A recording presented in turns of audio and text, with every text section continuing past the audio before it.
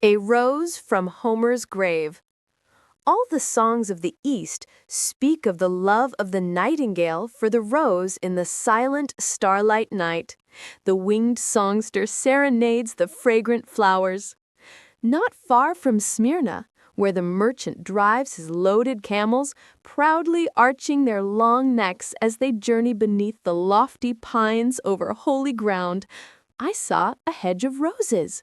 The turtle dove flew among the branches of the tall trees, and as the sunbeams fell upon her wings, they glistened as if they were mother of pearl.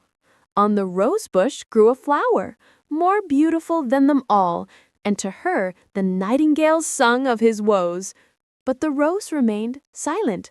Not even a dewdrop lay like a tear of sympathy on her leaves. At last she bowed her head over a heap of stones and said, "Here rests the greatest singer of the world. Over his tomb will I spread my fragrance, and on it I will let my leaves fall when the storm scatters them. He who sung of Troy became earth, and from that earth I have sprung. I, a rose from the grave of Homer, am too lofty to bloom for a nightingale." Then the nightingale sung himself to death. A camel driver came by with his loaded camels and his black slaves. His little son found the dead bird and buried the lovely songster in the grave of the great Homer, while the rose trembled in the wind.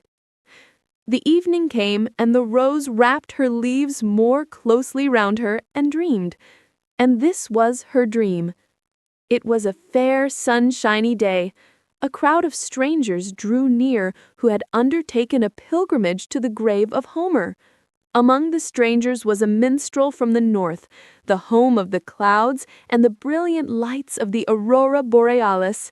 He plucked the rose and placed it in a book, and carried it away into a distant part of the world, his fatherland. The rose faded with grief, and lay between the leaves of the book, which he opened in his own home, saying, "Here is a rose from the grave of Homer." Then the flower awoke from her dream and trembled in the wind. A drop of dew fell from the leaves upon the singer's grave.